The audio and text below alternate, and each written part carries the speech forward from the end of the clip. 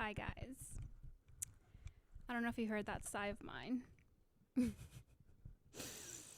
I have been just not feeling great today. And I feel like it shows. And just my facial expressions and even my voice. I mentally am going through not a lot, but like something for sure. And I want to consider this a safe space. So I'm just going to say, and I might be repeating myself with this, but I'm just going to say as it is. I'm having like body image issues. And I was supposed to film this like hours ago, but I could not get myself to do it. Particularly for that reason, I was just going over, as I always do, as I feel like a lot of people do, solutions in my head on how to not feel like this and how to overcome it and how to fix it. I'm always trying to fix it. I'm always trying to fix myself, always trying to fix my body. I'm just trying to find the solution. That's really it. The solution to how I'm gonna be super happy without dieting ever, or even thinking about food, or even thinking about working out.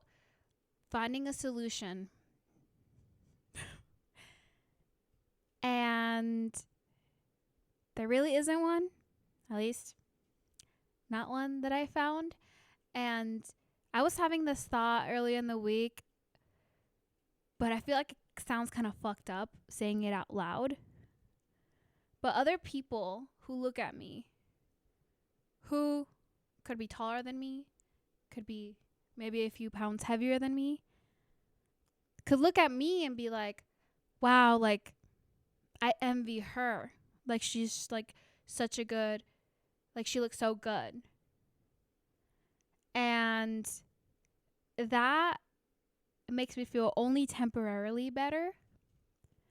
But then I think, like, isn't that messed up that like we have to compare each other to like feel good, or like know like our measurement of like self-worth? And that really sucks, but it's just kind of how humans work, right? Like, we look at our surroundings, we look at what's acceptable, what's not acceptable, what's praised, what's looked down upon, and we think that's the thing that I need to do to gain praise, to gain love, to be beautiful. And it can be either like a good thing or a bad thing. I feel like for the most part, we view it as a bad thing because obviously with the self-comparison to other people. But then there's things like theft and like just being a dickhead to like a woman or something, and we look down upon that, and that's good. That's good that we're doing that. But like when it comes to other stuff, it's like, okay, I don't want to be comparing myself constantly to you and to all these people you see online. And I've heard Emma Chamberlain talk about this, about how her dad will tell her like, hey, like, you're sounding like the internet, like you're not sounding like you. You're spending too much time on there, and I can tell by the way you're talking. And that's when, she takes a step back and she's like, okay, like I need to like have like a detox day, or like kind of ease off the social media. But when it's like part of your job and something like it's just part of our society now. I hate to say society, but it is. It's part of our society now. So it's like we can't avoid it, but we can limit it and maybe stop some of that comparison. But like, can you ever really escape it? I don't think so, to a degree. And it probably doesn't help that I work from home either. Yeah, it probably doesn't help because I'm here all day with my thoughts. And, just saying that out loud sounds silly, but it's true. Like, me having this epiphany moment of like, maybe I should go outside a little more. Like, yeah, Janine, go outside. And it's so funny because like I spent the whole weekend out and one day being at home, and I'm like, I'm bored already. Like, I want to do something, but that's another story. That's besides the point. And I remember I've like looked at every question that you can have about how to like be at peace with food and body image. It's the same thing over and over again, right? Like, there's like body neutrality, like practicing that, basically being like neutral about your body, not labeling it as like good or bad. There's body acceptance, which is a little more like, I accept you as you are, like not necessarily like loving your body, but like it's more towards that than body neutrality. And then I don't know, there's just it's hard because like it's always like the same conversations. It's like, dieting doesn't work. And I'm like, okay, I know. Like, you've hammered that into my head for the last 4 years after, just like trying to end the cycle for myself. But it's been 4 years since I've found that information about how dieting just doesn't work. And your body goes into like, oh, like, we're getting limited, we need to like store up, like that concept and stuff. So I understand fundamentally that, and logically, that yes, it's not a good thing when people go on diets because they bounce back, right? Like, that always happens. Like, your mom has been dieting since you were a kid, and like she looks the same and things are the same. And anyways, but it's like, okay, yeah, I get that. Okay, like, now you have to eat intuitively. What does that mean? Because I feel like there was a while that I was eating intuitively, but I was just like micromanaging every bit of food that went into my mouth, and I was over analyzing it. And that was too exhausting. And I remember I was like, at one point, malnourished. Because I was just so like obsessed with like feeling everything that's like, going into my body and like chewing everything correctly and blah, blah, blah. Like, don't get me wrong, chew your food, okay? You have to chew your food correctly. But it's like, oh man, like, and, I might go to, I don't know, a psychiatrist today, and they'll be like, hey, like, maybe you have like OCD, or like you have OCD or something. And I'm going to be like, oh, great. That explains like the constant, the same patterns in my head over and over again. But not to self-diagnose on this podcast right now, but I feel like for the girlies, and I feel like this is most of my friends too, I've never met a woman other than like my sisters that does not have a thing with like food and body image. Like, my sisters, I look up to them so much because they just eat. They just eat because they get hungry. And I'm like, you're so cool for that. Like, legendary. No one has ever done that before. But yeah, like, all my girlies that are on the same boat, you understand. It's like not an easy path. And like, there's been several times that I'm like, I've overcame it. I'm good now. But then that's only a season. And then something like this happens where I'm just so dissatisfied, and I look down on myself, and I'm like, when is this ever going to end? And I'm not saying this to like put like get you in a negative mindset that it's never going to end and that you're never going to make it on the other side. But I think the idea that it'll be poof, gone like that is not healthy, because, that's like the butterfly story. And what I mean by that is, you get a little caterpillar and she's going through it, and then boom, she grows her wings, and suddenly she does not know about suffering. She is thriving in life. And I feel like we hear a lot of those stories instead of the hard and slow coming up, and actually just being good, like just finally just being good. And I think that's my issue. I think that it's going to happen overnight, and that's what I keep expecting. And every time it doesn't happen, I am very just, I'm let down by my own expectations, and very impatient of like, when is this going to happen? When am I going to feel good? Like, when am I finally going to be able to put this to rest and just eat and not overthink it, you know?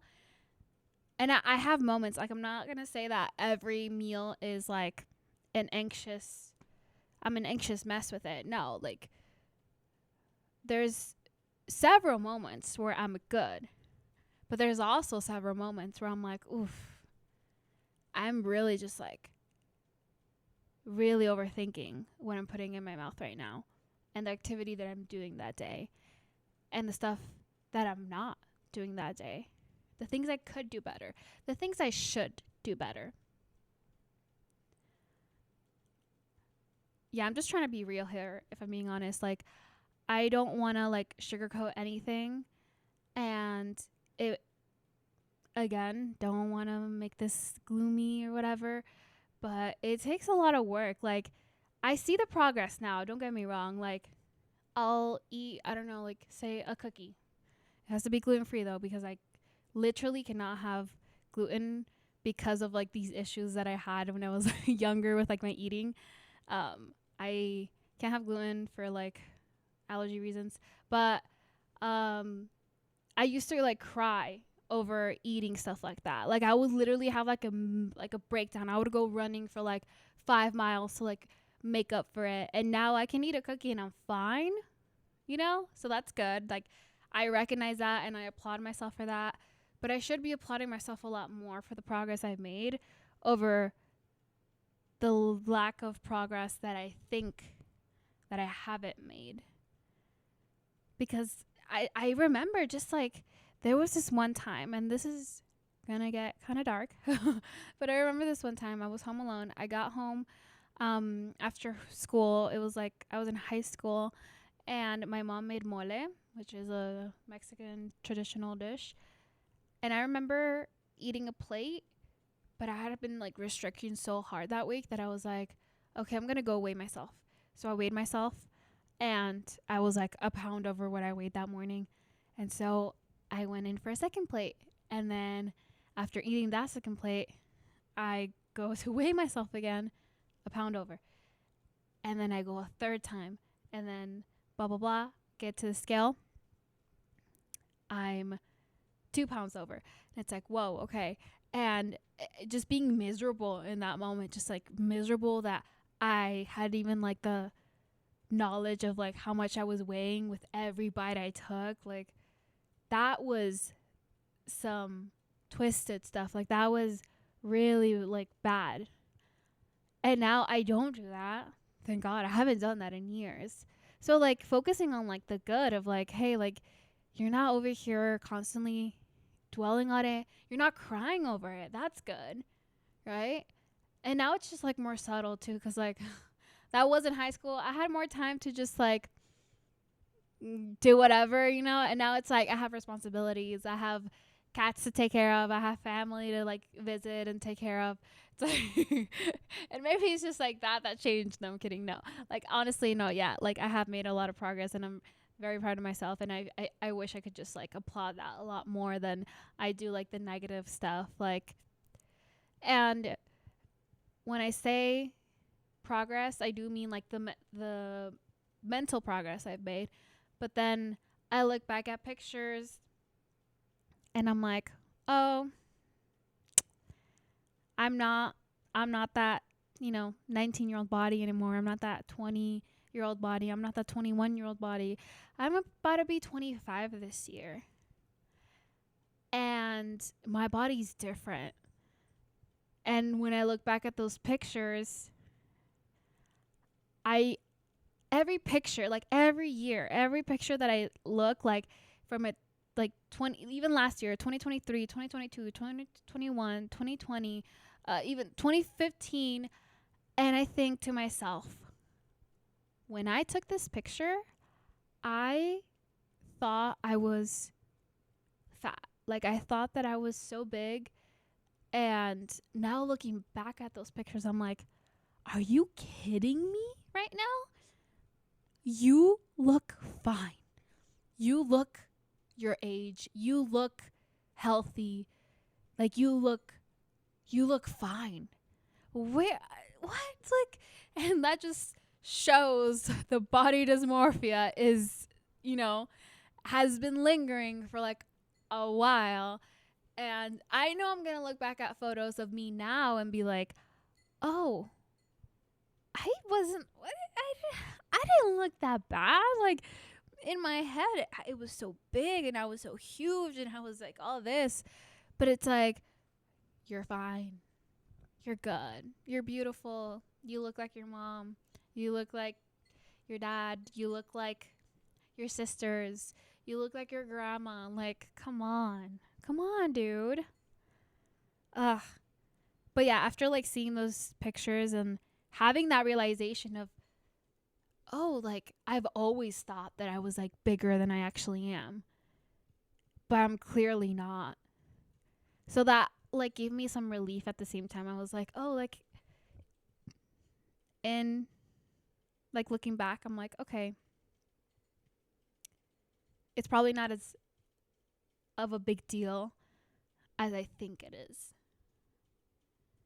And that's what gets me through the night. No, but yeah, that's what's been on my mind today. And I don't know. I was going to talk about something else, but this just spewed out of me. But I feel like that's a good thing because, again, like, I am not shy to talk about my struggles, my internal struggles. And I feel like sharing them is really valuable because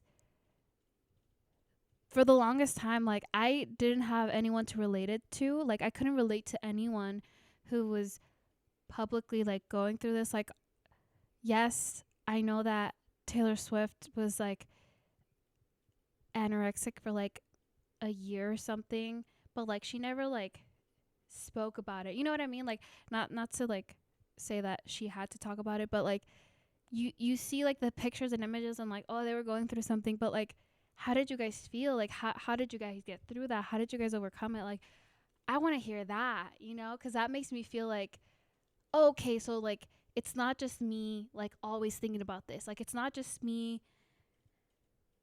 going through this, And I get, like, it's a little silly when people talk about representation. I'm like, oh, like, is it that big of a deal? And then I think about, like, this, and I'm like, yeah, like, it is a big deal because when you can't relate to anyone around you, it's hard. Like, it's hard to just, like, get through a conversation through a dinner and not, like, be like, but do you feel like what I feel right now? Because it's, like, consuming me right now. And I need someone to understand that this is a lot of what I think about, like 50% of the time.